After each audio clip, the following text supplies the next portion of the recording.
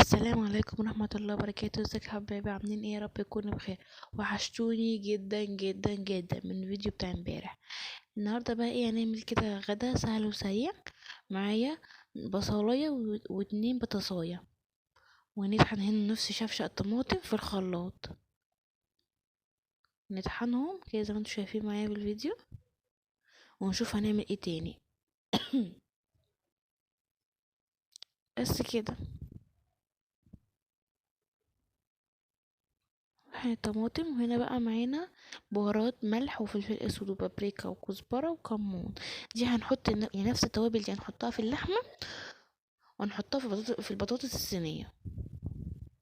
هنا جبنا بقى حلة عادي، من قبل ما تحطيها من على النار نقطع فيها بصلاية شرايح زي ما انتي بقى بتحبي، بس شرايح بتبقى احلى، بتبقى جميلة يعني بصراحة.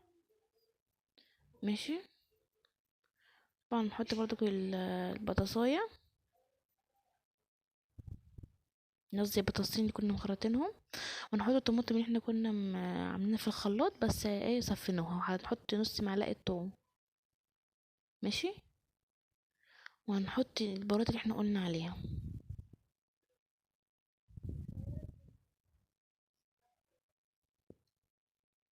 بس كده. طبعا كده حطيناها على النار وهنغطي عليها وسيبها تغلي شويه عبال ما اعمل الكفته. طبعا الكفته كنا حاطين نفس البهارات اللي احنا قلنا عليها، هنعجنها بس شويه كده وهنبرمها كور صغننه حسب ما انتي بتحبي، بس كور صغننه تبقى شكلها جميل جدا. بس كده. مش هتاخد في ايدينا 5 دقايق.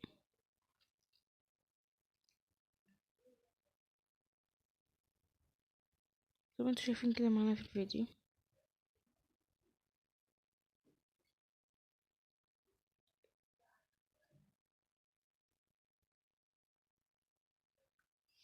اهو نبرمهم كده مع بعض. طبعا مش هتيجي تنسي الاشتراك في القناة وتفعيل الجرس وتعملي لايك وكومنت حلو كده زيك عشان عيلتنا تكبر، تبقى اكبر عيلة على اليوتيوب.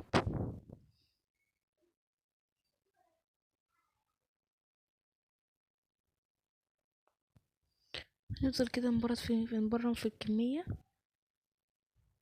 بس كده. وشوفي واستفيدي وشوفي الفيديو للاخر عشان هتستفيدي ان شاء الله.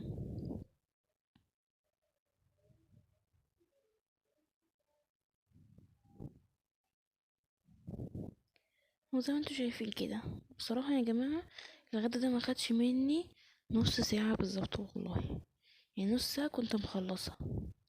فعايزاكوا ايه تعملوها كده وتجربوها وان شاء الله هتعجبكم جدا.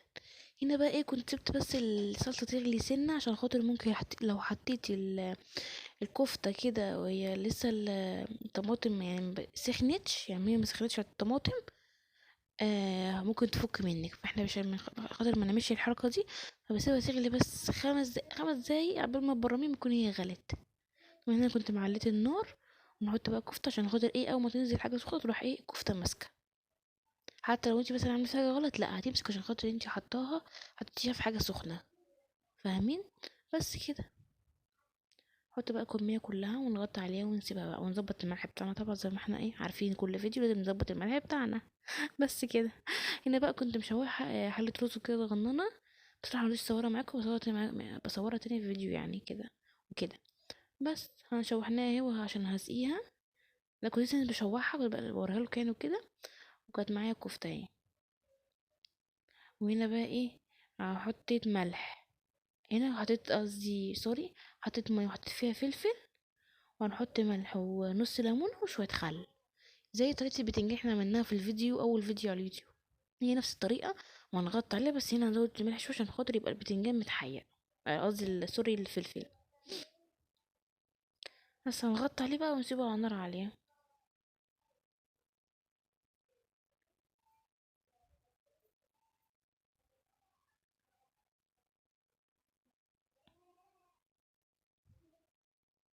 بس هي بقى كانت هنا هي بتغلي، وطيت كده عليها بقى ودقتها كده الملح لسه ما ظبطش. بس كده. شوف انا وطيت اهو عشان اشوف الملح. ظبط الملح بتاعها. شوف اهو، نشوف برضو كل البتنجان كان لسه هو بيغلي. بعدين بقى طبعا ايه، هنسقي بقى المحشي. ولعت عليه النار تاني عشان خاطر ايه، ازقي احط عليه الميه نزقيه، نقول عليه يعني نزقي الرز بس. مش عارفه اقول ايه يا جماعه، البرد مبهدلني بصراحه، مش عارفه اعمل ايه. حد جماعي يقول لي حل للبرد. نحط هون بقى الميه، نظبط بقى الميه والملح بتاعها طبعا زي ما انتوا عارفين.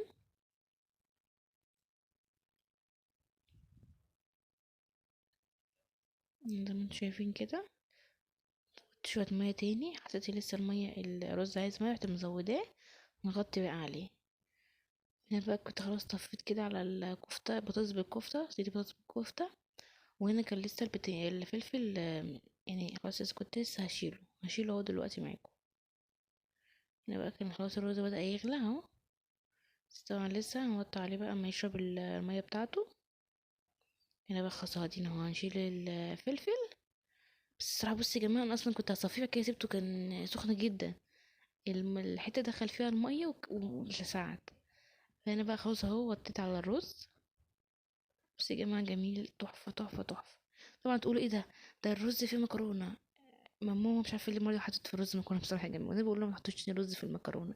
انا بعشق بصراحه يا جماعه الرز بالشعريه. هنا بقى كانت البطاطس استوت خلاص، فقلت هنقلها في صينيه.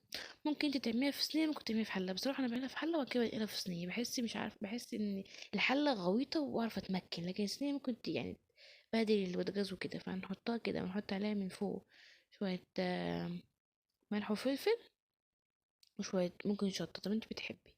تحطيها من تحت، يعني من تحت في الفرن من تحت. وبعدين تسيبيها شويه، بعد كده تروحي مشغله عليها الشوايه. هنا بقى الفلفل كنت طلعته من الطبق طبعا. وهحط عليه بقى هنا ايه، كزبره وكمون. بس طبعا هو الملح متظبط وفيه خل وفيه ليمون. مش هنحط ملح، مش هنحط قصدي ولا خل ولا ليمون. هنا بقى كان خلاص الرز كده استوى اهو. بصي يا جماعه جميل ازاي. ده ايه، هنسميه رز بشعريه بمكرونه. هنا بقى هنعمل بقى ايه، ملوخيه. الملوخيه دي بقى ايه ده، تقول ايه ده، ايه ده يا بسمله انت عامله الملوخيه بميه؟ اقول لك لا طبعا، هنعمل النهارده ملوخيه بالشوربه الكدابه. اللي هي ايه بقى، تقولي ايه ده. بصي بصراحه يا جماعه، انا ساعات ما اكون مثلا، انا لما كنت عامله المحشي معاكم يوم الجمعه، انا كنت عاملاه بالشوربه الكدابه عشان طبعا شفتني ان انا كنت عامله فراخ مشويه، فاجيب شوربه منين؟ بصراحه بيبقى عندي على طول شوربه بط، بس بصراحه ما كانش عندي اليوم ده. فرحت عامله ايه، بس انا هنا مش عامله نفس الخطوات اللي عملتها يوم الجمعه. انا هنا يوم الجمعه عملت ايه، حطيت ميه وحطيت فيها مكعب ملح عشان طبعا كانت الميه كتيره. وحطيت فيها مرقه سكر وحطيت فيها ملح وحطيت فيها ورق لورا وحبهان وقرفه، حسب ما انت برضك عايزه. وحطيت فيها حته معلقه سمنه بلدي، حتى ان هنا كنت حاطه معلقه سمنه بلدي. وانا بقى كنت عندي ملوخيه ناشفه ماما منشفاها برضك، اوريكم ماما بتنشفها ازاي. كنت عاملاها في المطحنه الصغننه. وايه، وهنشكل الملوخيه، بس انا كنت حاطه عنها حبه على قد خالص. فدي بصراحه جميله لو عملتيها. الشوربه الكدابه دي هتقولي اكنها شوربه عاديه والله العظيم. اما ما اجي اعمل مثلا ملوخيه يقولي دي الملوخيه دي الجميله دي، اقول لهم اصلا عاملاها بميه. بيقولوا لهم صدمه، يقولي ازاي، اقول لهم والله عاملاها بميه. وكنت صح افتكر عشان ما انساش، كنت حاطاه في الميه الشوربه الكدابه دي توم عشان الملوخيه بس، لكن لو مش ملوخيه ما بحطش توم. توم ني يعني. بس كده. هنا بقى كنت جايبه حته سمنه بلدي وتوم وحطيت ايه، كزبره اهو. لو انتوا شايفين كده حبه كزبره حلوين محترمين. بدأ اهو السمنه تقدح، ونحط التوم يبدأ هو يطلع ريحته بقى والكزبره. وشمي بقى احلى ريحه.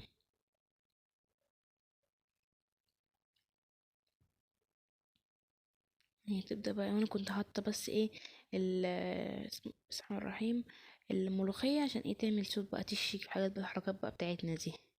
بس كده. وهنا كنت حاطة عشان ما انساش، كنت حاطة السيباز على الشواية، كنت حاطة معاه عيش عشان يسخن. عشان اقولكم كل التفاصيل يعني. وانا حطيت اهو الطشة. طبعا بصي يا جماعة بصراحة انا بحب اعمل الملوخية على القد. مش بحب ان انا اعملها يعني تقعد يومين، مش عارفة ليه قعدت يومين يعني وكده. ما برضاش اكلها بصراحه عشان تبقوا عارفين يعني، ما بعرفش اكلها، بحس ان هي طعمها بيروح. يعني بقى كنت طلعت بقى، بس هي بتاعت البطاطس. بصراحه الغلطه دي بلس ان كانت بطاطسها قليله. المشكله اللي كانش عندنا بطاطس، وكنا ايه، عايزين ناكل. وهنا بقى هستناكم في يوم، هنا شكل نهاية الاكل، وهنستناكم في يوم جديد وفيديو جديد.